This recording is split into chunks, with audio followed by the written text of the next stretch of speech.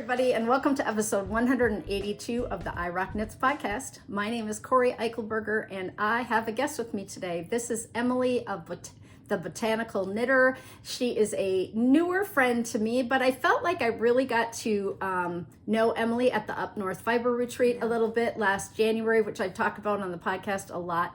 And Emily is a gatherer of people, and so am I. And we like to talk and chat with other folks, especially excitable fiber folks. Mm-hmm. People are really in the fiber industry. So I asked her if she would be willing to come on the podcast, and she has her own podcast. And Emily's not only a knitter, but an amazing sewist. She sews a ton of her own clothing. And so we're going to just chat today about some of her favorite knits, but maybe we'll talk a little bit about sewing and things like that. We did start off our conversation today just saying that the world is crazy and it's feeling really heavy, and then we're going to sit down and talk about knitting. But I think that we all are living in kind of two spaces right now, the one that is grieving and sad, and you know, we've had the shooting in Minneapolis in June, as well as just recently at the Annunciation School, and then you just turn around and you have to still do all the things in your life. So it's really hard to put on a bright, shiny face sometimes, but we all have these things that help us cope. Mm-hmm. And this is one of them for both of us, right? And so I just wanted to mention it up front that we are completely aware of the state of the world and how things are going on and what has happened this week. But we're going to talk about knitting and also keep that part in our heart, in our minds, and know that people are going through a lot. Both exist. Both can exist, right? Yep. Take up space in both. So. Yeah, absolutely. So welcome. Hi. Thanks She had to trek way out here. I told Corey it was like a beautiful drive. I was like, oh, I could live there. Because there was cows and corn. It's beautiful. Yeah. It's very beautiful. I used to say that. I live in Victoria, Minnesota, pretty close to cows, because just at the end of my road is farmland, like just not even a mile and a half down is all farmland. So we aren't really considered a suburb of the Twin Cities yet. You know, we're not one of the first ring or second ring suburbs. We're just a town that is now currently attached, right? Like, because the Arboretum is kind of the end of the road for most people. We are attached to the Arboretum now. Like, there are homes that are built in Victoria that back up and go all the way around. And nice. And so, they just are putting through the road on the back side of the Arboretum right now. They just put in all of the curb and gutter and sewer and all of that, because they're going to shut 5 to widen it all the way. Good. You are speaking very close to my life experience, which is we only go to the Arb when we come out to the western burbs, that's it. Because I live in Minneapolis, and so it's a little bit of a drive, but I like it. I like to drive. It's when I think about things. So but they are going to shut the front drive of Highway 5 down, and there's water on both sides right in front of the Arb, so it's going to be closed. That intersection's a pain. To try and turn in. Turn out. It is. And they're moving the entrance. They're moving it to where there is a stoplight and a road off of Minnewaska. So all that is getting changed now, and so we are kind of connected to the Twin Cities, but we are way out here. It took us a long time to find a house when we were looking 20 years ago. We could not. It was really hard to find something because it was at the height of the crash and the market was crazy and everybody was getting lots of homes.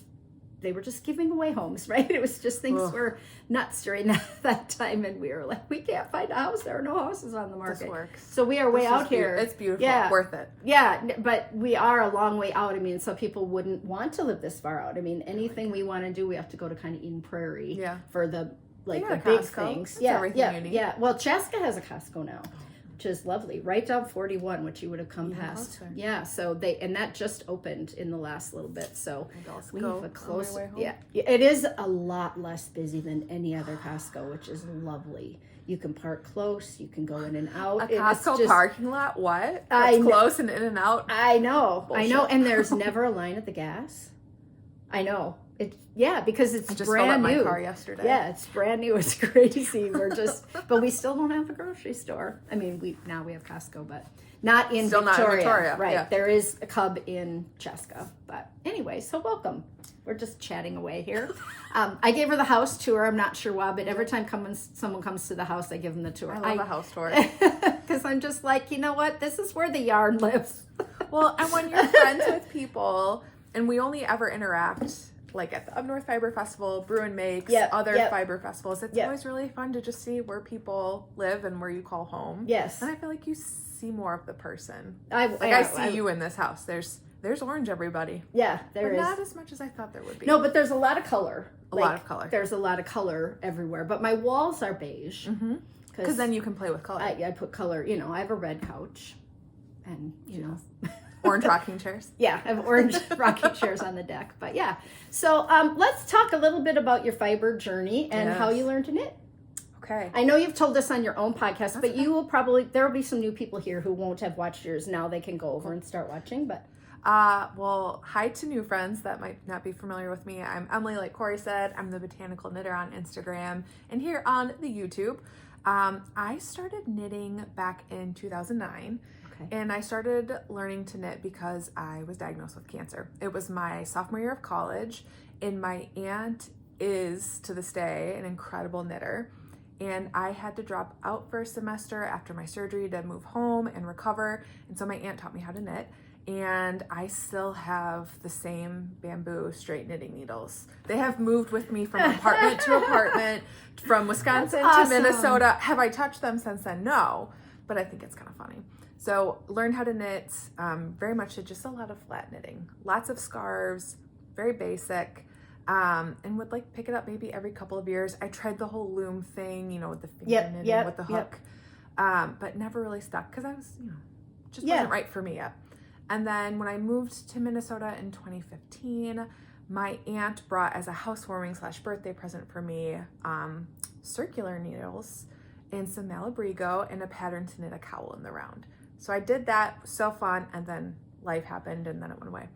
In January of 2020, I decided to take a class through the city of Minneapolis, and it was learn how to knit a hat in the round. And the prerequisites were know how to knit and purl. I thought, great, I know how to do that.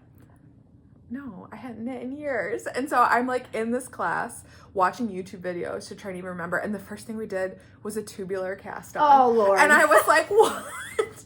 And the funny thing is my teacher was Kate, who is now owner of Knit and Gather with her partner, Lila. And so now we see each other all the time. And she's always like, what happened to you? Because I've gone from somebody who did not know how to knit and purl to now it's my identity. That is literally the same story I have. I went to a beyond beginning or intermediate knitting class after learning how to knit and knitting a hat and a scarf, and then showed up at this intermediate knitting class at a yarn store, and she was like, cast on, and I was like, what? Language? What? Can't remember how. I hadn't done it for so long, and I thought I would know the knit and purl. It's like a bike. Yeah, no. Right? No, I couldn't cast on. I was so embarrassed in the moment, right? Because there people were in intermediate, they're casting on, and I'm watching people going, okay, I think I can get it. I think I can remember. I feel like it's one of the few instances in my life where I was overconfident. Because usually I feel like I second guess myself. Imposter syndrome is real for me, but I was like, no, I got this. I did this years ago. I can figure it out. No. So that was January 2020. The class ended in February. COVID happened. Yep. I discovered, and then my aunt really was like, I think you're gonna like it. And so I didn't touch my knitting needles till August, where I took another knitting class of the same hat virtually online, and I had gotten this far in the hat, and I got to the magic loop point, and I had just left it there for all those months because I was like, oh, I don't know what DPNs are. I'm not gonna magic loop. So then did the hat class, and really it stuck that time. And then I did a socially distanced visit to Yarn Harbor in Duluth. That was the first yarn shop I ever went to. Otherwise it had been Michael's. Why did you choose that one? We were going up north. Oh, okay. And so it was December, and I was gonna knit a hat for my dad, because since then I had knit a cowl with my aunt. We did our own knit along, the hipster, which now that I look back at it, I was like, wow, that is a big, with lace and the cross stitches, but I did it without stitch markers because I didn't know to use stitch markers in between repeats. So lesson learned.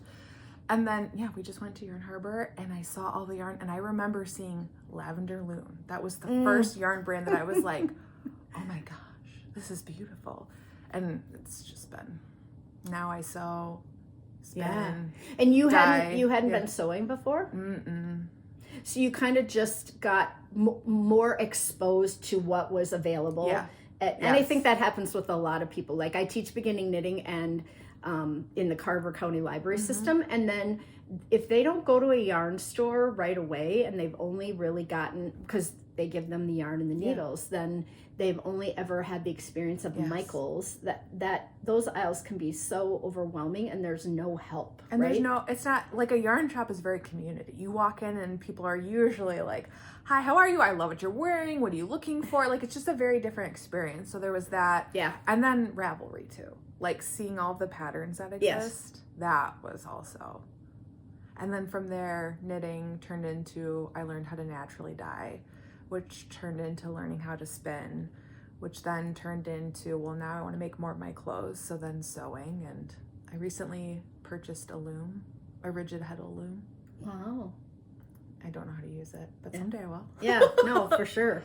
I'm surprised that you are doing all the things, because most people knit and spin or knit and weave or sew, but doing multiple, it's hard to find the time, right? It's really hard to find the time. And to decide which one, because I have a friend who's a big quilter, right? And when she's quilting, she's just really not knitting. Like she can, but like it's, you kind of have to program out or, you know. Or just be okay knowing that there's a season for making things. And like I sewed a lot this summer, and now probably since August I've been really back into knitting, and I spun a lot in July for Tour de Fleece, and I really haven't spun since, and that's okay too. Like there's time for everything. It's just being patient enough to know that like I'm not going to knit the same amount of things if I'm sewing a bunch. That's okay. Yeah. I learned how to drop spindle, and then I just decided that there just really wasn't enough time. I just really wanted to knit more. I always felt like, you know, more knitting time. And teach. Oh, yes. Yeah. And that has changed completely. I showed Emily my yarn closet, and I have 1,000 sweater quantities of yarn. It feels like beautiful. They're Has organized. That been on the channel? Yeah, I've showed. And I have a picture on Instagram out there somewhere too of that closet. Once we redid it, I took a picture because it's pretty now. Yeah, it's organized, and not when I open the door, all the Ziploc bags don't go come flying out anymore. But there was a time when, I told her, I was knitting 12, 15 sweaters a year. That's all I wanted to knit. I just wanted to cast them on. I had multiple on the needles. And, and so I was going through sweaters quantities. Yeah. Then when I really started designing full time, all that, I don't knit for myself very much anymore. Yeah. What I'm knitting for myself are the designs that I'm making, right? And that's about it. So that's my whip tree there, which is just the things that I would like to finish for myself someday. And I've shown that on the podcast. It's just a coat rack with my project bags hanging on it, and I happen to know what is in there. But most of the stuff is design work and teaching, and I spend 10 hours a day on the computer, which is not the knitting time. It's it's a lot of contracts, contacting people. Right now I have 20 test knitters knitting that vest, and so there are 20 emails a day from them checking. Yep. And so and I like it all. Yeah. Like there aren't parts that I found yet that I was talking to someone this weekend, and she's like, oh, I just hate the computer part. And I said, I don't mind the computer part, which is probably what is allowing me to stay in it, right? If you have something because you don't have that burnout then, because you I don't like that part. I mean, I do. I think that's why I love talking to different folks like in the industry, right? From yarn dyers to mill owners to designers and teachers, because I love learning more about what goes into things. Because like as a knitter, as a consumer, we forget all of the things that go into like the end result that we see. And I always feel like I get such an appreciation for the work, the creativity, and just the time that goes into everything. I agree. Because writing your first pattern is such a eye-opening. Feels daunting. Eye-opening thing, right? Getting your first tech editor and then having them fill out a style sheet.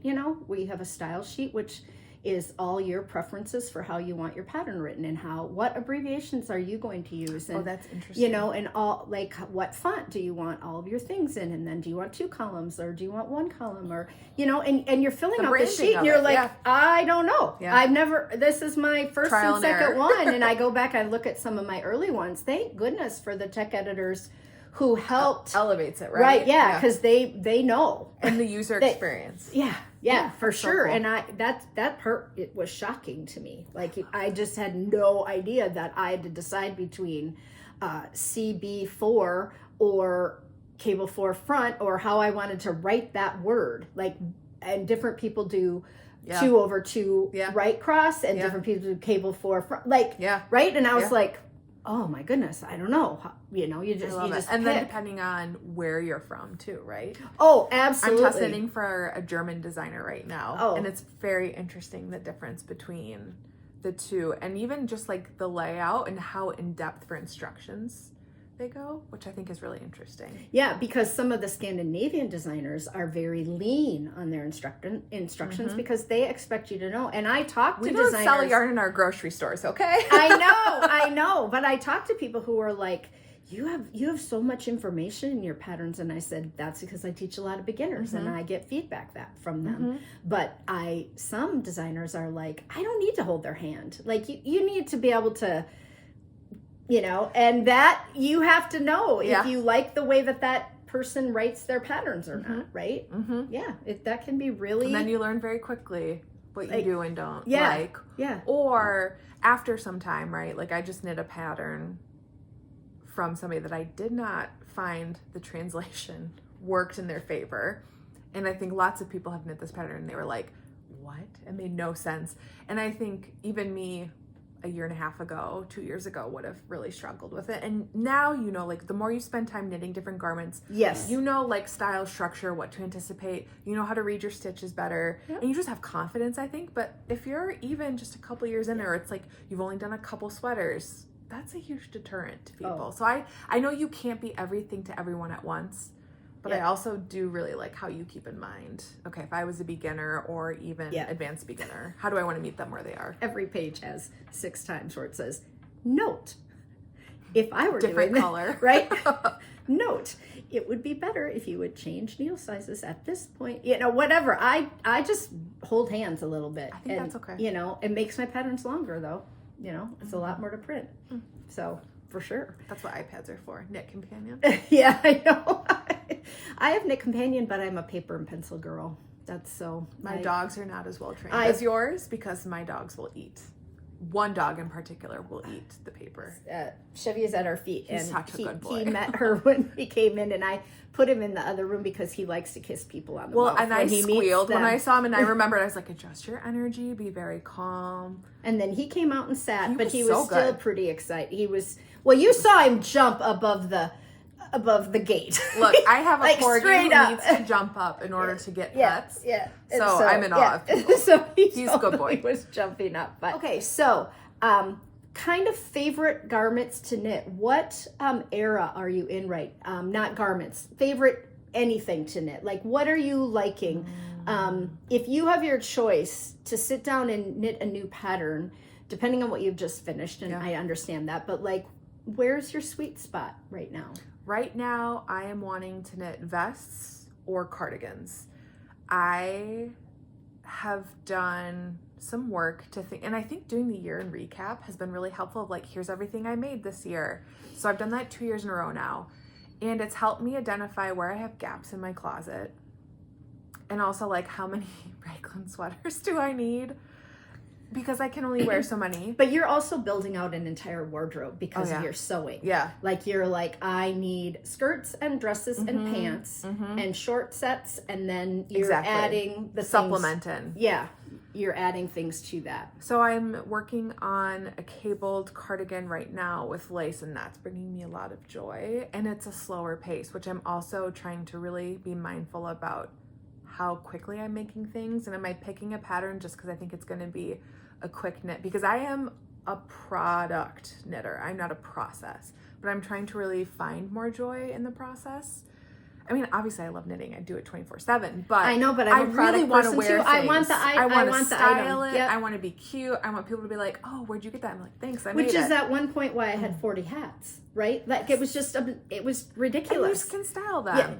So, but no, it gets to be too much because you're doing that quick, feedback thing, and you want to get it done, and you're like, oh, I'll just cast on another hat, and they're portable or whatever. And so I finally went through the back drawer, and I'm like, this everybody's getting a hat for Christmas because it's the best. These haven't been worn, and I don't need to knit another hat for a while. I finally knit a hat for myself when we were at Flock, but otherwise I've just been knitting hats for my dad and my brother because they wear them. They're both balding and wear hats year round, which is adorable. Yeah.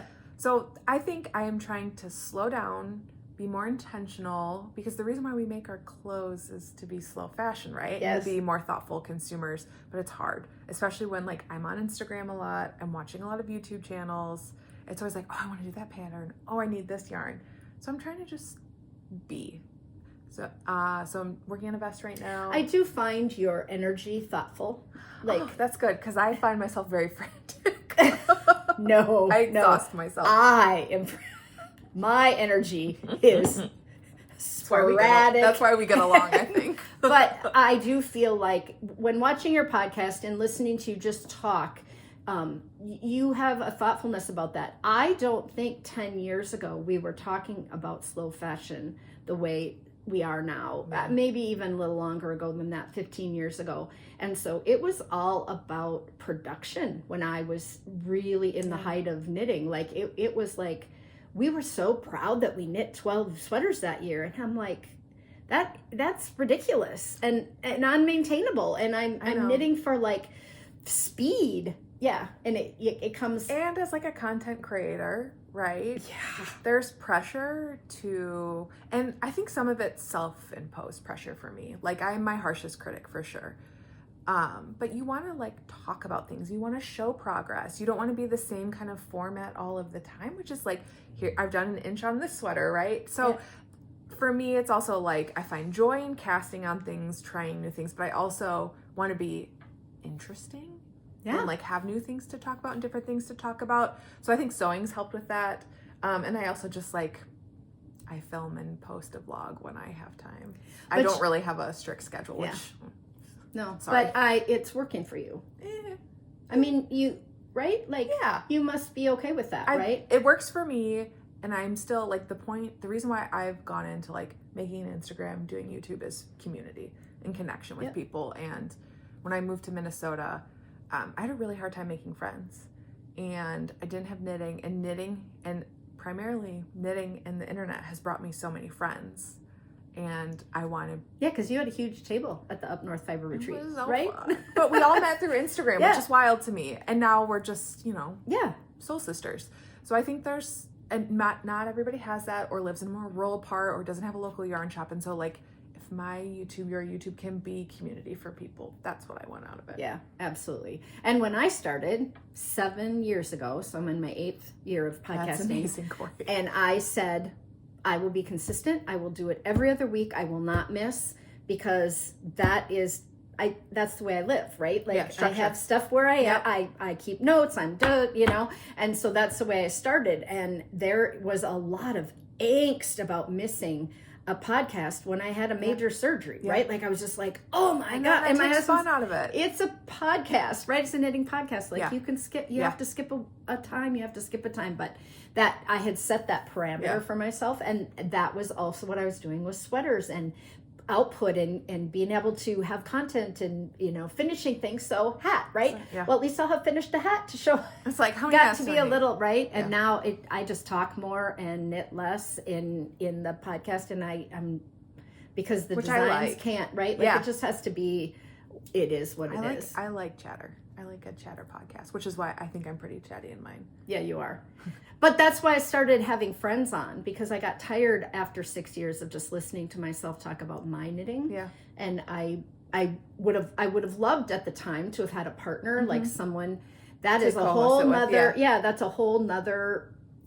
Oh, talk about scheduling. Right. If I can't even handle myself for scheduling. I know. But boy, the people who have a partner to pick up the slack of a not knitting week, or to say to you, hey, you can show that and I'll show this. Sometimes I think, oh gosh, it would be so nice to not. I know when I film and I like film myself talking, I know like the flow I want, but I think when you're with somebody, the flow is a little bit more natural and it goes into different places maybe that you didn't plan. And I think that can be really enjoyable too. Oh, absolutely. This has already been very meandering. Right? Victoria. I know, because I just was like, okay, where are we starting? Whereas normally I have an outline and everything I'm going to say is written out and what I'm going to do. And today I told just you like, I'm a little chaos. Corey was like, this won't take any more than 45 minutes. I was like, have you met me? But I like a long podcast too. I can watch them in bits and parts. Yeah. I don't mind having a podcast. I mean, some people are just really at that 30-minute mark and they're done in and out. I'm always up for 30 minutes. I know. Me too. It's just who I am. Do it. Do you want to talk a little bit about what you do for work? Yeah, I can do that. Okay. Yeah.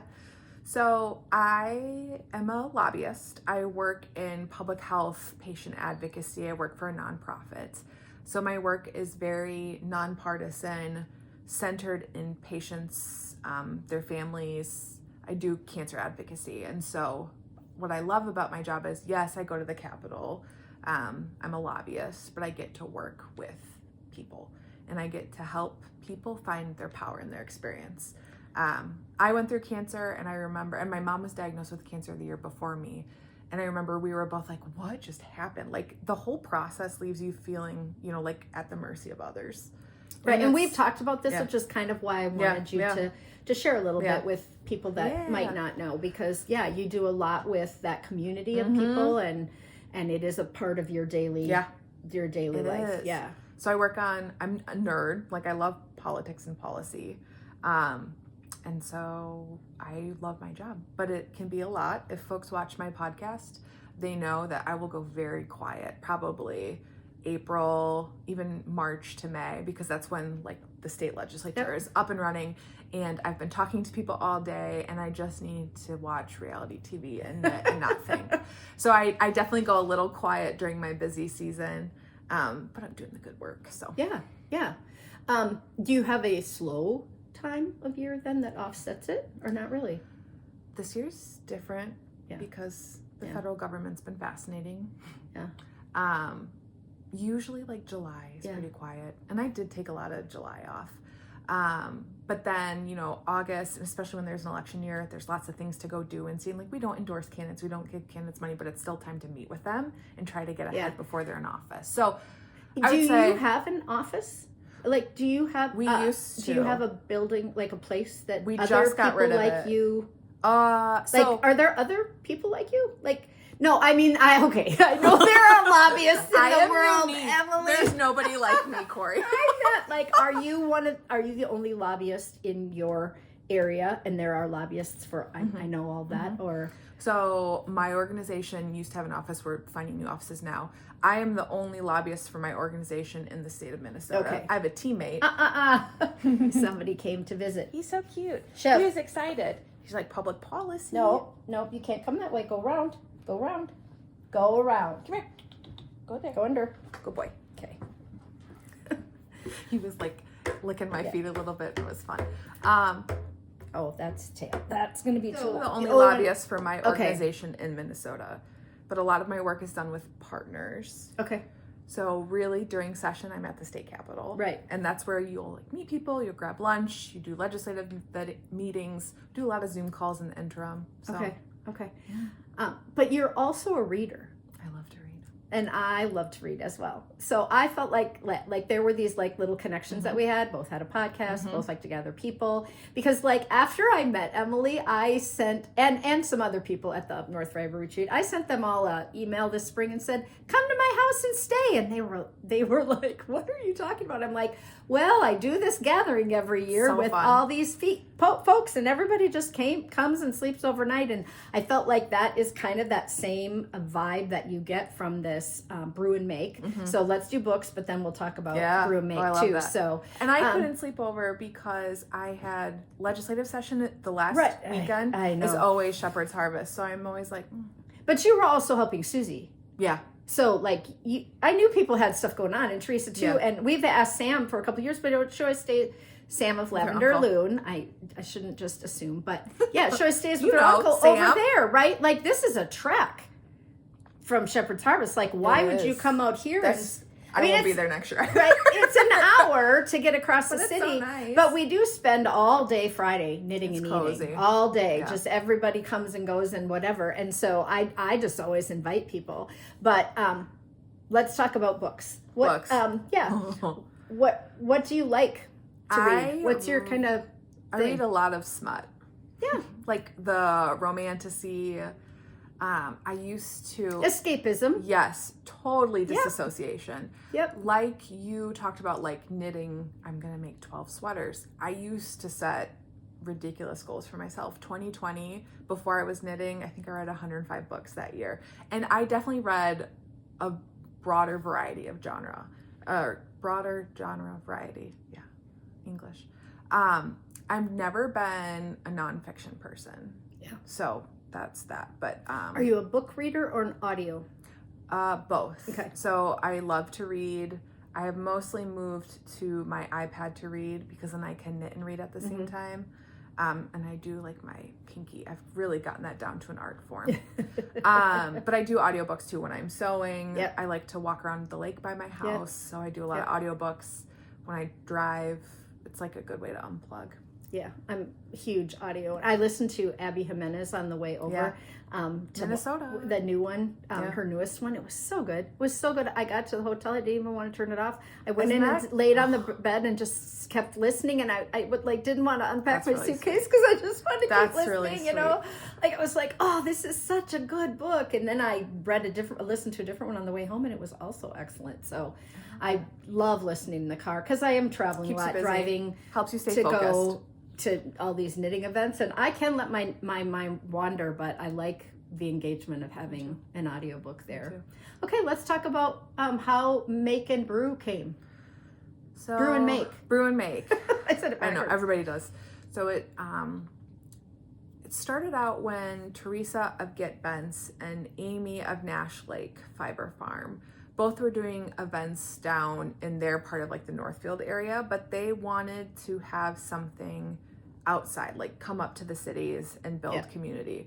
So they had approached me asking if I would kind of help them facilitate or like find spots. And so I think we kind of co-hosted it. And then I think it's ebbed and flowed and like when we meet and how we meet, but typically we try to stick to the third Sunday of every month unless it's Thanksgiving or like Rhinebeck. And we rotate breweries, but some yarn shops have hosted us. I'm really trying to be mindful of spaces that are large enough to host us, and also spaces where folks who don't drink or don't feel comfortable drinking and they don't want to be in that environment. So because I know breweries can be isolating for people. And so we try to do non-alcoholic stuff, or breweries then that have non-alcoholic options. So it's hard though, like finding space that, because we have like 60 people sometimes, which is amazing. But a brewery that has the space for us and doesn't charge us is hard to find, and also has good beer, because I'm a beer snob. So I've been in my knitting group that meets on Thursdays in Eden Prairie for 20 years since we moved here. Incredible. I found about 19 years. I found this knitting group, and we've been together forever. Amazing. And we've been kicked out of a number of places for different reasons, as far as like we got too big, or the restaurant closed, and then finding somewhere for a group our size, which at its biggest point we're 22. That's a good size, but we're normally about 8 to 10, right? Like there are some people who can never come, but occasionally, and then some are teachers, they can't come in, which is hard to plan when it's an ebb and flow like that. Right, yeah. But somebody always shows up. Like we've never had, like nobody come. I love that. But one of the places that that has hosted us and done a really nice job is Eden Prairie Pizza Luce. Ooh. They have a huge space, and they also have a room, and they are so good to us there. And we've been there. They don't now. charge? Yeah, no. And we've been there for probably 4 years. Oh, I love that. And they let us have our own table in a separate space, even though that area isn't open on Thursdays. That's so really we're nice. And they, they turn the lights up and the music down. People, like they know. I mean, we're a good table, right? Like we eat. We're over the lunch hour. We all eat, but you can get a slice of pizza for $4 and a glass of water, right? So like people can eat for cheap, but they also have a scratch kitchen, So, but they would have beer options. So that's what I try to say to like the breweries when I reach out to them is like, we go Sunday from 2 to 4, which is usually a quiet time. Yep. And so we're bringing them business that they wouldn't have had otherwise. And I mean, we take over breweries, and that's my favorite thing is to watch non-knitters come in and they're like, what is going on? Exactly. And it's dreamy. Yeah. And so there's like, and I also used to feel the pressure of like trying to find a new place every month. Oh yeah.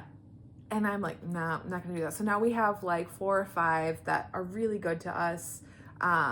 They give us space for free. They've been super accommodating, and they know like we're a good group. We clean up after ourselves. We put the tables back. So, But they're mostly in the city. Yeah. So we definitely, that was part of it too, was staying in Minneapolis or St. Paul. Yep. We've gone to Hastings a couple of times because that's right next to me is 2320. But yeah, we definitely stay unless we go to Dartmouth and Stillwater. And it's open to anyone. Yes. Anyone can come. Any craft. And any craft, So I did want to hit on that as part of this because I do have people that are local that might not know, and there is a hashtag and a Instagram, so you could follow it and to find out about that. So the Instagram is Brew and Make with EWE, like the sheep. And then Teresa of Get Bents also is trying to put them on her website and in her newsletter because we know not everybody's on Instagram. Right. But trying to meet everybody where we are, but also recognizing that like, sometimes it might just be thrown together pretty quickly. And that's what happens when you're just trying to organize fun. Yeah, you're all volunteer. Yeah. Right? Like we're all volunteers, That's what I say all the time. I'm just helping you out, or this is free content. So you kind of have to take it some of that with like it might be a last minute decision. And I don't know if it's because of like my work. When I plan work events, I'm like very thoughtful of like the user experience, right? Like, is the lawmaker feeling comfortable? Are the volunteers feeling comfortable? And I have to remember that when it comes to Brew and Make, I don't have to make sure I want people to feel welcome. I want people to feel safe being themselves. And I don't want anybody sitting alone. So I will do that. But like also if you are overwhelmed by the number of people, like that is fair and valid, but I'm also not going to stress out about it because I'm just doing my best. So once I gave myself that social anxiety permission to like, and I've been to a couple, and I feel like you could go around and sit down at just about any table, but I'm the person who goes around and says at each table, what are you knitting? What are you knitting? What are you knitting? It's so fun. Right? And then that's how I got to know, a couple of the lawmakers were at that one that I was at. I was like, this is awesome that I now know several of my lawmakers.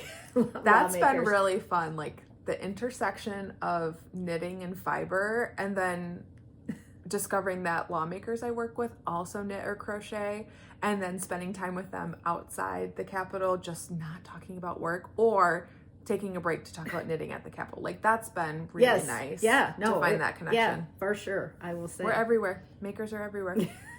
And and I will say, in my knitting group is much more diverse than my social friendships as far as age and religion and I mean just all of the things, and politically we're pretty liberal group, but other than that it is people that I normally might not have been able to know in a way, right? Like I might not have come across those people there.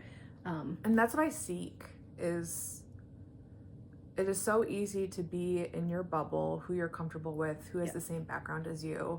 But knitting is such a way to connect all of us that feels like we, at the bare minimum, we have this in common. And we have this we can talk about, and this we can feel comfortable talking about with each other. And I just want everybody to know, like, come to Brew and Make. There's space for you. You're wanted there. You're safe there, right? Like, this is a very safe space for everybody. So, knowing that doesn't exist everywhere. Oh no, for sure. And I have a shawl that's called I Will Sit With You. That's the name of the shawl. And it has little lines with little holes around, so they're little tables like sitting around the That's tables. really sweet. Because I am that person at a knitting retreat who can really get up in the space of an introvert in a bad way. Not on purpose, but I don't want them to sit alone if they don't want to be sitting alone, right? And so then I'll be like, hey, do you want to join us? Do you want to come over? And they're like, no, I'm good. Like, my friend and I are just fine over here. And I'm just like, got it. I will sit with you. I know. Like, I want to be your friend. What are you making? Do you want to be best friends? What's your sign? Like, where do you live? I can go 0 to 100 real quick. And I think people, like, when they meet me, they're always like, oh, you really tell me everything about your life. Exactly. And I find that we're similar in that way, but there are people in the world who really just do want to go to Brew and Make and sit quietly and knit, but be around other knitters, and they don't necessarily want to chit chat. And you don't have to. You can listen to everybody and just be. Yes, and you don't have to talk. You don't have to. I will talk for you. Yeah, we're not going to go around the room. There's no make everybody. There's no community builders. There's no forced. Yeah. No. Which I think is nice for people to know up front, right? I have been thinking about how can we do name tags, because even there's been people who've been there a couple of times, and like when there's a lot of people, I don't always remember names. Oh yeah, no, or for sure. Instagram, Instagram handles, but you might not know faces. Or you might know faces, but you can't remember the Instagram handle. But I'm trying to think of ways so it's not like using plastic every time. Yeah. Like, I was talking to Susie, I was like, could we do like a sponsored craft time where everybody like makes their own name tag and then they keep wearing it, but then thinking about how to not leave others out. So if anybody has any really great ideas about name tags that are reusable and not like a high cost, because I would have to pay for like the dry erase ones. But something, so then I think that even helps more with connection, because sometimes I know, like, I feel like a dum-dum. It's like I've known you for a year and I don't feel comfortable asking for your name again, because then I'm going to feel like a real shit human. But then sometimes it's... But you know what? When people say to me, remind me of your name, I'm never offended. That's what I do. That's what I've tried to... Right? Like, I'm never... like, why would you know me? Right? Like, how would you necessarily know my name? Is that fair to expect anybody to know your name? Not at all. I would never expect anybody to know. I know. See, this is where I'm hard on myself. Yeah. But, so I'm trying to think of ways to be more inclusive too that way. I just noticed it's getting darker outside and I didn't turn the lights on. Let's talk about some of your favorite knits. Let's do it. Want to start with this one? Yes. This is one of my favorites of yours. So this is the Gushy Garter vest by Park Williams, Park and Knit. And I knit this because I wanted to knit something in Susie's yarn going to Rhinebeck last year. And I found out, I think in September, that I was going to Rhinebeck. So I knew I wouldn't have time to do like a big sweater.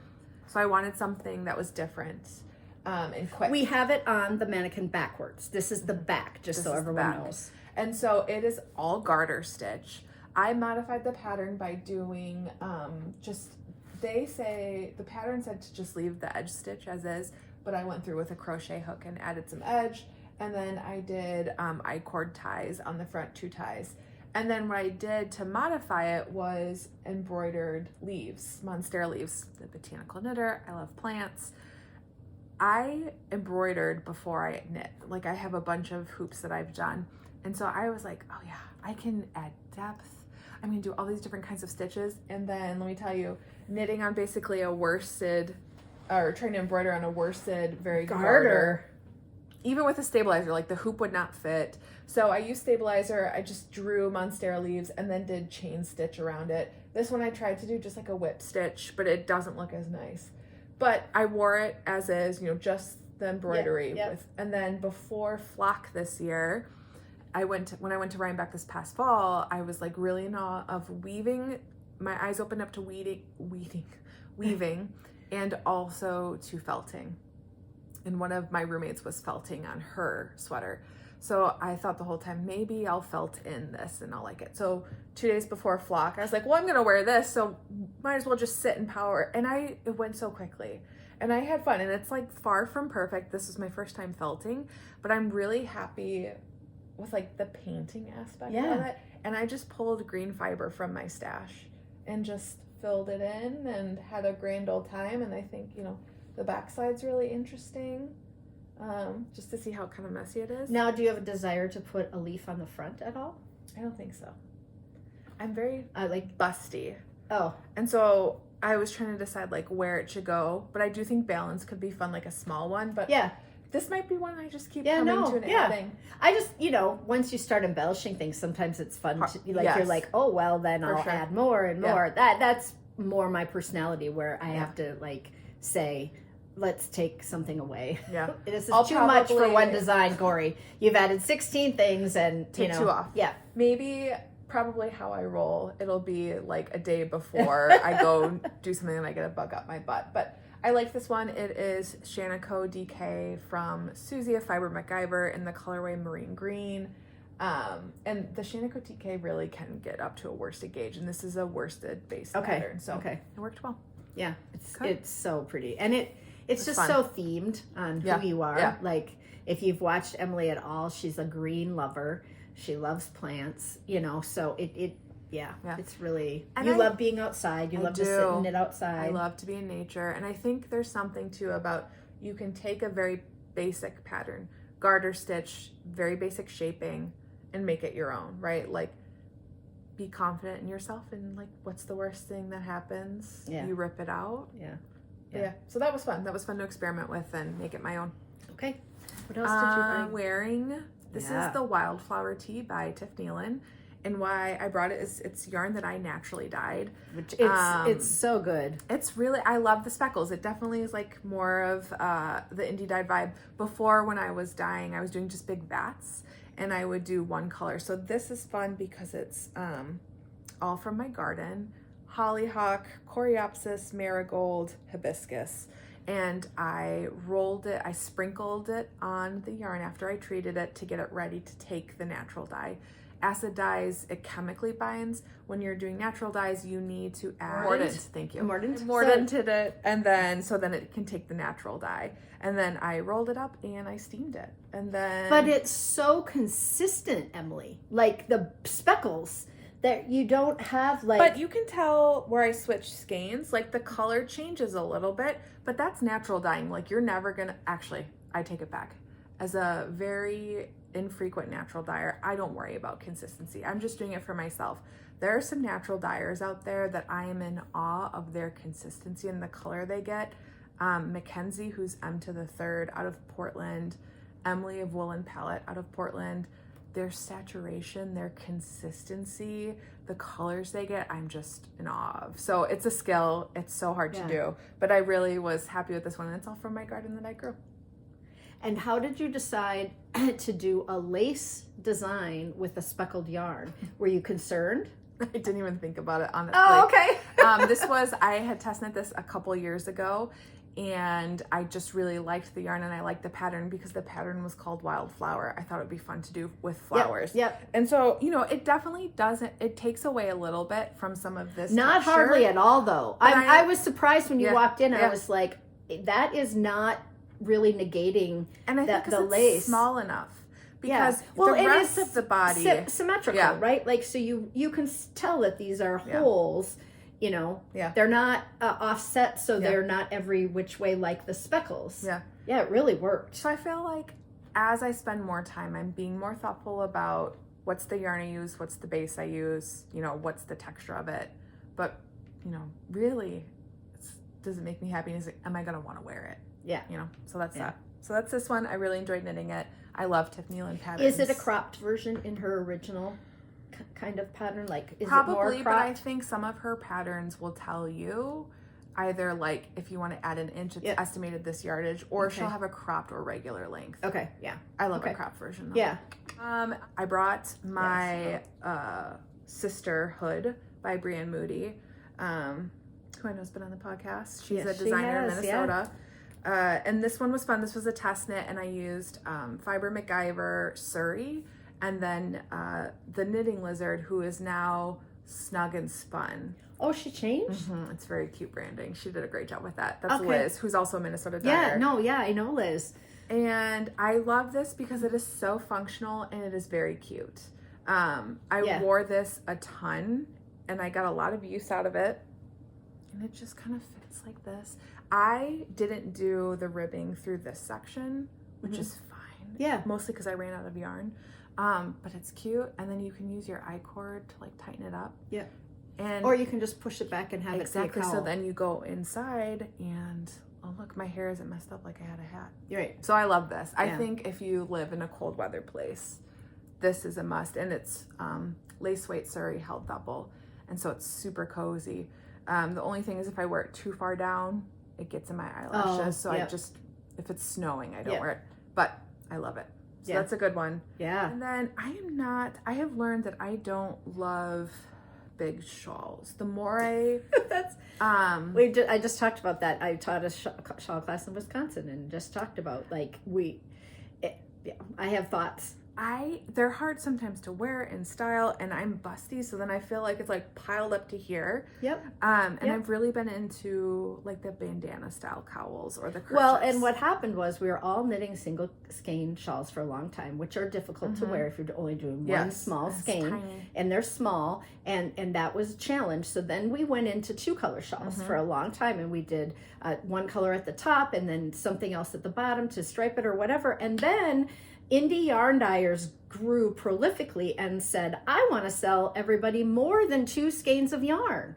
And so I'm going to design a 4 skein, a 5 skein, a 6 skein shawl. And whether or not all of you can wear those, we need to sell more yarn. I want to sell sweaters quantities, and that's too big of a commitment for people. And then these 5 and 6 skein colorway shawls, which are beautiful, but they're gigantic, right? But they're knit at a bigger gauge. And you don't always use all of the yarn. Like you might use 6 colors, but use half of it. Right. And so, but they're set, like that became what we were doing. Yeah. And so we have these giant shawls that people love to knit. I mean, people do like to knit a lot, they have a lot of things going on, change colors, but they're not wearing as, that's what I'm hearing in my classes. Like my 50 Shades of Shawls class, and this was basic shawl shapes. And I'm just hearing. That's so interesting. I don't wear them. I've knit 3 giant ones. They took me forever. And there's too much to wrap. Yes. It's too much when I go inside. Yeah. And they look great, but, and I had fun knitting it, but it isn't a piece that I can use because it really is a blanket.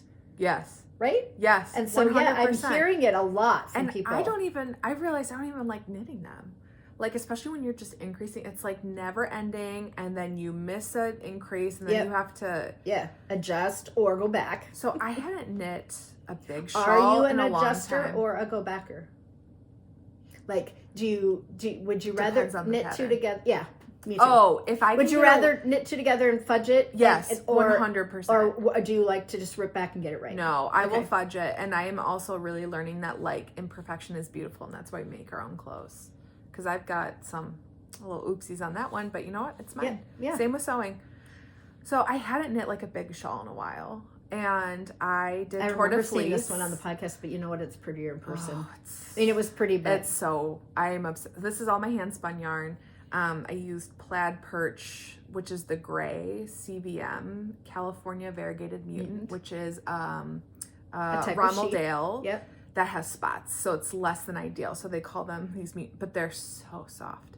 And so the gray is from Greg's Flock in Iowa, and then I used a colorway a month club from Nest Fiber, and then this is Rambouillet from Little Fiber Co. The coral. And so I spun it up in Tour de Fleece and had so much fun. I watched the tour every day anyways, so it was really nice routine to get in.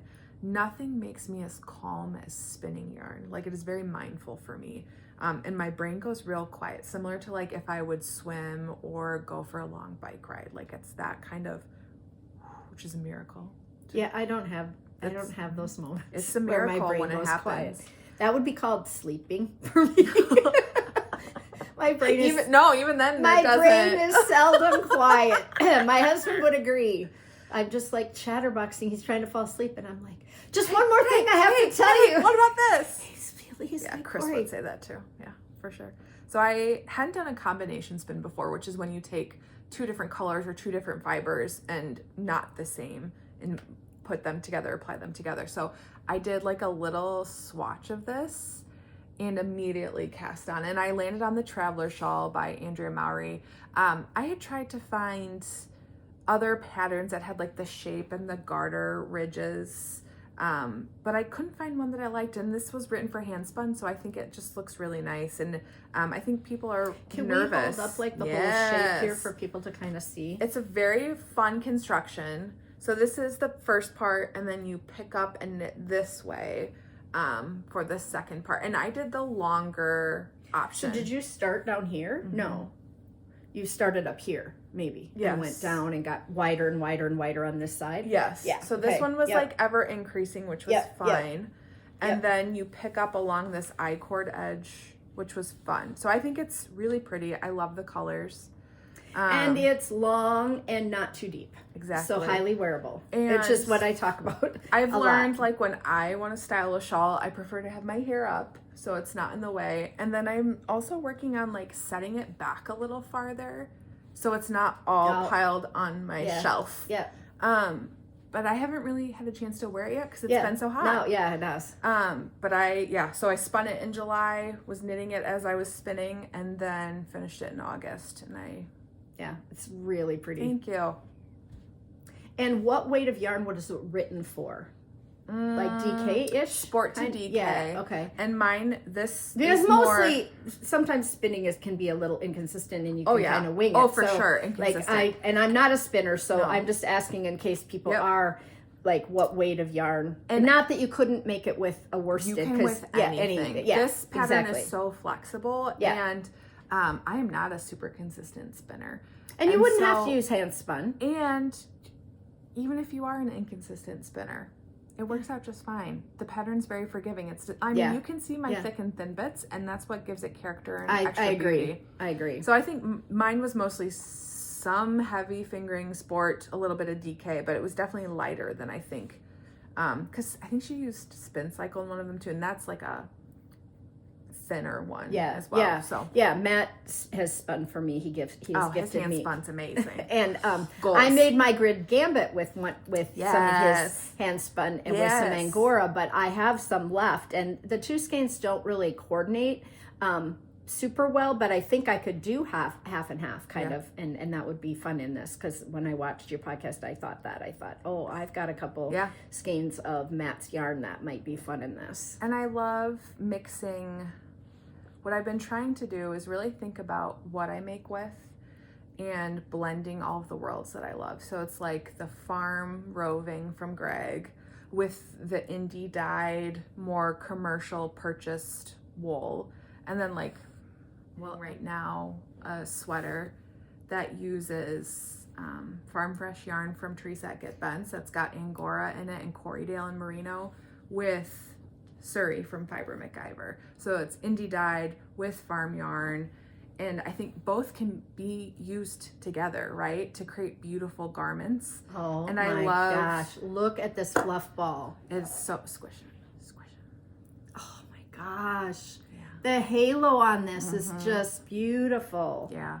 And so I think it's a fun pairing. So like for folks going to Rhinebeck, or when you go to the Sheep and Fiber festivals, like, don't be afraid of mixing and matching indie and commercial with more of like a farm yarn, especially if it's a Surrey, and then it'll soften it even more. Yeah. So I think that's reluctance that some people have depending on the breed. Yeah, this is not soft. This is lovely. That is Corriedale, Merino, Angora, very soft. Yeah. So it would be fine next to skin. But there are some that you pick up and you're like, oh, I don't know that this would be great next to skin. And then dig in your stash and find some indie dyed Surrey, and it's beautiful. So I think or mohair. I'm not a mohair person. I do really find that that's what I learned this spring when I was doing the farm yarn shawl for the 3 different farms and figuring out, what I could do. Mostly I have not knit a lot with farm yarns because they don't come in a Corrie palette, right? They're not dyed in these bright, vibrant colors that I'm so drawn to, right?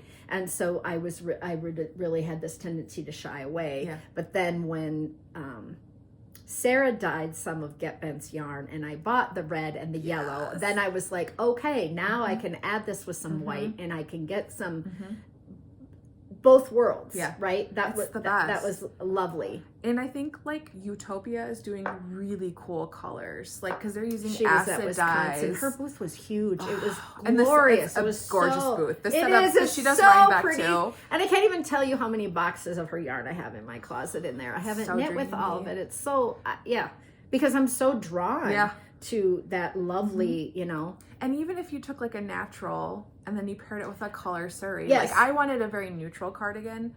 But there's just so many options when you open up to both. And I think that's fun. No, absolutely. When I saw you were knitting on this on Instagram, I thought this is, and it is did you say the name of it? So it's a test knit. It's the Mabel Meadow Cardigan by Mipi, the label, Famke, I think it's Famke, from Germany. And so it's a test knit. It's due at the end of September. I still have to do the sleeves, but I did the 500-hour tubular bind off. I was really proud of myself. I never do tubular bind offs, but I did. Because it called for it? Yeah. Or because you really wanted it? Because it called for it. And as a test knitter, I felt like I needed to do my due diligence. Yep. I'm not a huge fan of a tubular cast on or bind off. It looks good enough for the time. Justify all of the time. Thank you.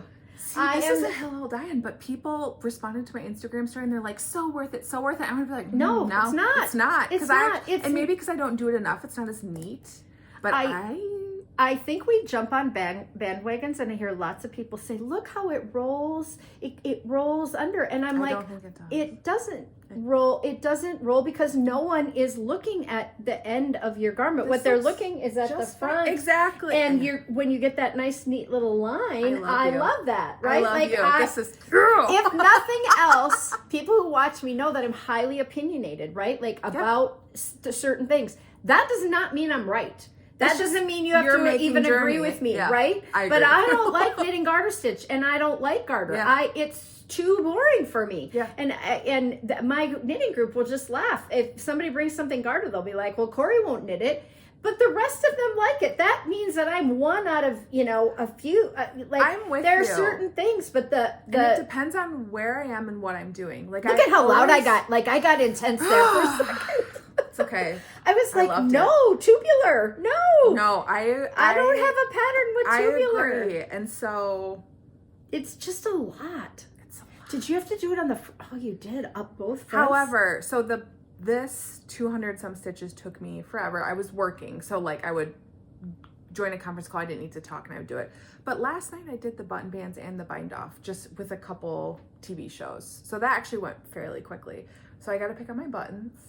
And then will you go with like a silver, a wood, or like what are you thinking? Like a pewter or like a wood or so I have some ceramic stone ones from Hull and Hoof that I got at Rhinebeck last year, and they are like a quilt square motif.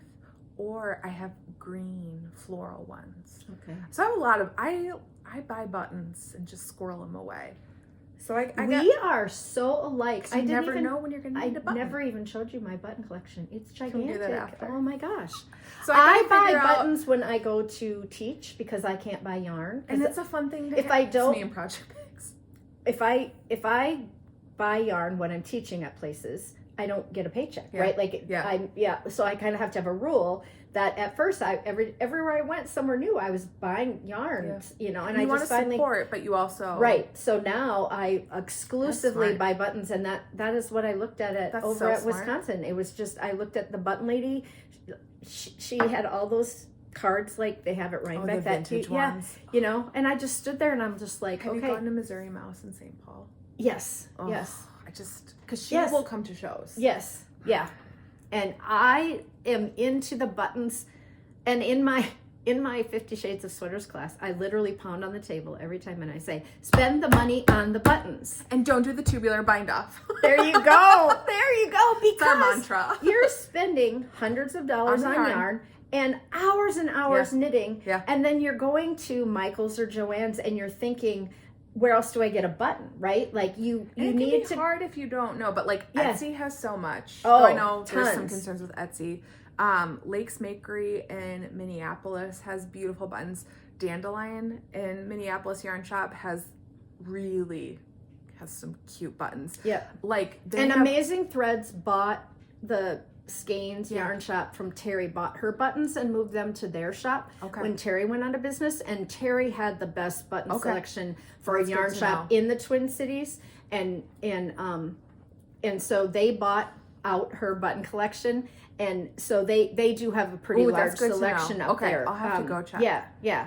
But I think people will often say to me, your buttons are perfect. And it's because I spend a lot of time figuring out what would look best. And I do have a huge collection of them, and they can be pricey. They can be really pricey. And the weight of it, right? So like the ceramic might not.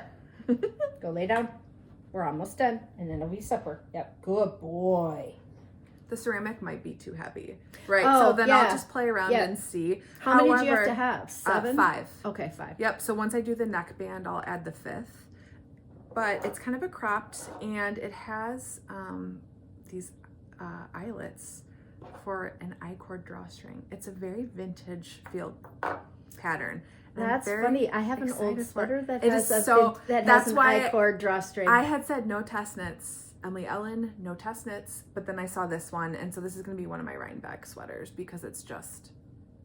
it's perfect. I'm obsessed. Are you bending with Susie at Rhinebeck? Yep, we'll be at Rhinebeck. I think we're going to be next to Hall and Hoof again, so if you're there, great buttons. Yep. Susie will be at A Woolen Affair on Friday. Okay. And then at New York Sheep and Wool down on that main road down from the hill. And so I'm going to aim to have this, and then a vest from the Make-Along, hopefully done to wear. And Hall and Hoof did donate buttons for the Make-Along prize, so. Oh, nice. It's going to be fun. Nice. Yeah, that's awesome. Yeah. The vest concept was, let's talk about it. Yeah. October vest. I am hosting a make-along, like an all-crafts make-along called October Vest. And I spelled it Oktober to be very German. And it is on Instagram or Blue Sky. And also we have a Discord. And so if folks want to join, just go to the link in my Instagram bio or over on my YouTube page. Anybody is welcome, knit, crochet. So there aren't any weavers yet that have joined. But I had that option too, and so I'm trying to get prizes from all making. So I think like Lakes Makery is going to donate either a gift card or some fabric. Birdie Parker's donating some stuff. She makes some beautiful jewelries and accessories. Got some stitch markers, and really it's just community. So it runs until October 31st. I'm having a couple of informal Zooms. We were at dinner with friends the other night, and my phone went off to remind me, and I was like, dang, we're not going to be able. No, I know. We'll do it again. I want to get on. It's fun. It was fun. FOMO, right? I'm like, dang, I want to get on. Yeah. But yes, Ross is like, what's going on? I'm like, oh, I have a Zoom. He goes, now? And I was like, well, no, it's not a Zoom that I have to, like, I'm not teaching or anything. Yeah. Well, you're in trouble. I just wanted to get on. I just wanted to get on and just join the people and see what people are knitting. That was a brilliant idea. What made you think of it? So I thought about it last year at Rhinebeck, and I said to Susie, I was like, it would be fun, October vest, because last year I did the sweater weather knit together, so I like a little pun, but I wanted a make-along that was inclusive of all hobbies, so I'm going to try and sew a vest and maybe knit 2 vests. That feels too ambitious, but I got to finish this. But there's no sleeves, so... And one of the patterns is worsted weight, and the other one is intarsia, but worsted weight combined. Okay. So I feel like maybe I can cruise through them. But you don't I just talked about cruising. But you don't need 3 for Rhinebeck. Well, Friday, Saturday, Sunday. Oh, yeah, you could wear. But then Chris was like, you could wear this. You could wear the one you just made out of Renegade with the cotton DK. And I was like, thank you, Chris. I'm a stan for Susie Fiber MacGyver. So I've got a lot of stuff in her in my collection. Would you be using her yarn on the worsted? Yeah, okay. So it's a Sam Guerin pattern with the merino alpaca. Okay, I'm donning permission for both. Yes. And then the other one is her new yak base. Held double, and it's all greens, and it's going to be a plaid vest. So this with the Fiber MacGyver shirt, and then styling vest over a tee. Yes, you do. You have a beautiful plaid. Yeah. So I just wore it yesterday, actually. And I saw it in your... I have so many that... I just have so many that I want to knit. I know. But while I'm designing a sweater for Sam of Lavender Loon for sweater camp.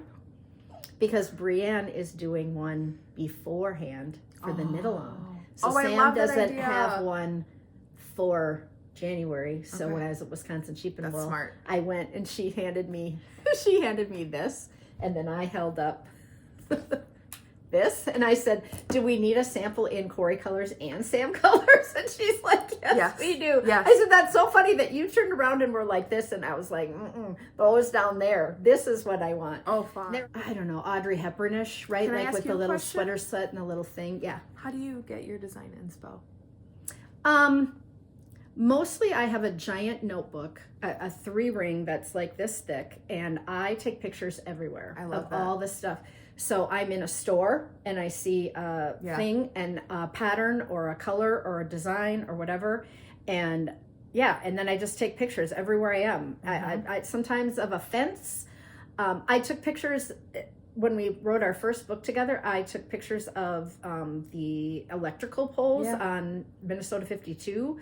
And I still want to make that design. It never happened. Yeah, like was a thing that came down with thing that came out, and I was like, that's totally twisted stitches, and I could totally. I love this. So I have sometimes I took a picture of a little fairy garden over in St. Paul when we were over at the Yarnery a couple weeks ago, and I was like, oh gosh, So my stack of paper, then they're all printed out, and I just. Like they're by section, like sweater ideas, shawl ideas, hat ideas. Like it's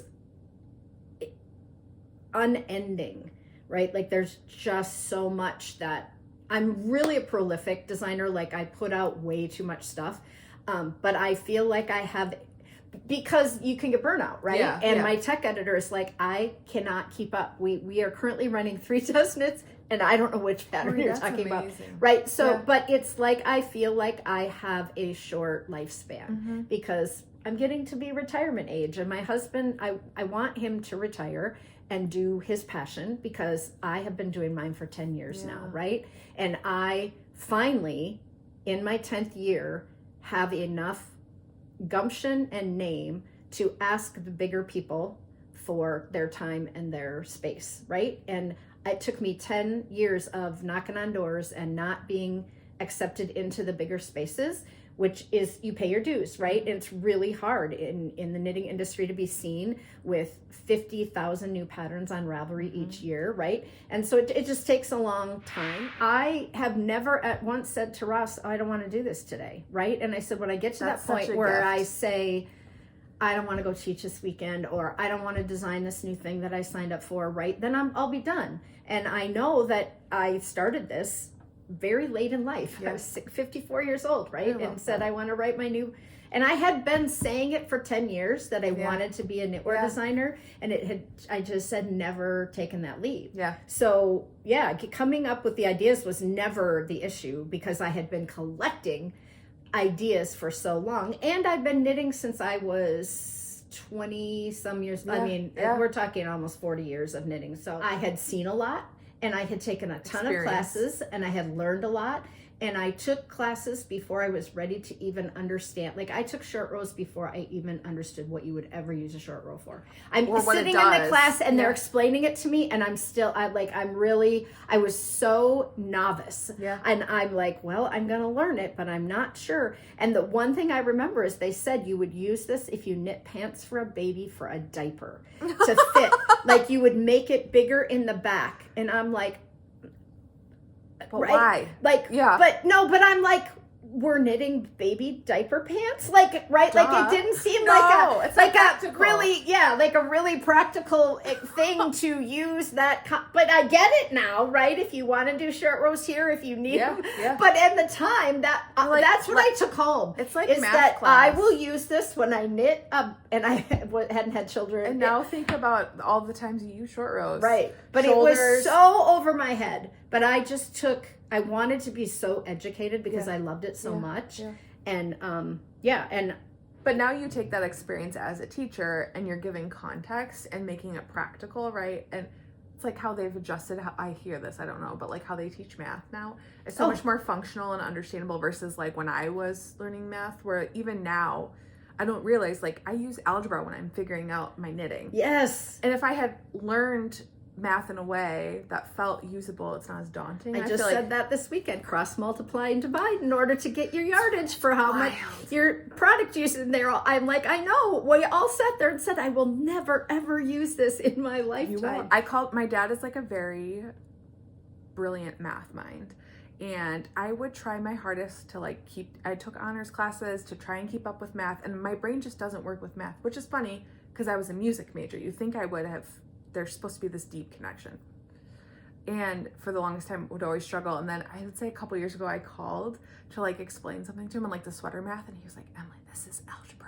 And I was like, no, it's not. He's like, you're doing math. And I feel like finally at age 33, my dad was like, practical uses. She finally figured it out. Yeah, absolutely. Yeah. I'm a words person. I think that's why I love making a new knitter, because when that light bulb goes off and they can see the stitch and they're like, oh, it forms a V, or it makes a bump, or whatever. I have these 2 beginners that are coming to my house on Tuesday nights right now, and they took beginning hat knitting. We made a hat in Victoria Rec Center in March. Cute. And they're coming every week to learn. And they walk in each week and she's like, Corey, you're not gonna believe what I learned, And she's like, I know you've said it before, but now I get it, right? The best. I am applying, and then and the self-sufficiency that comes with it. You can start to problem solve yourself, and then I still have questions.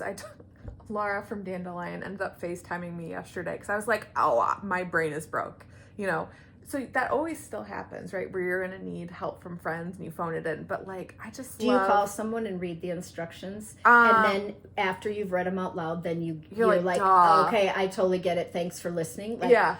Sometimes I want to say that to Ross. I just want to say, let me explain this to you, because I know as I'm reading it, I'm going to figure it out. But for now, I have read it 16 times and I can't get it. If you say it out loud, it breaks up the punctuation and the order in a way that's oh, duh. But even this was user error on me, and Laura was like, why? What don't you understand? I was like, I don't know. Exactly. Oh my gosh. And I think there is that satisfaction though that comes with the problem solving of the knitting in the moment, where you have feeling. This little glimmer of excitement, because you're right, they were fixing something, and she's like, I tinked back and I dropped down that stitch and I put it back on the needle, and you're just like, yes, a skill that most knitters eventually all get, and but we all at one point had to learn it, right? And I remember I did not know how to read my knits versus my purls, but then the second you're like, I do know what I'm doing, I can do this. Yes.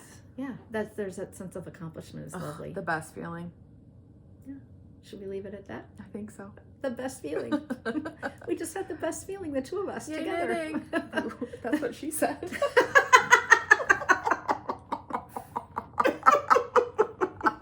Oh dear. Okay.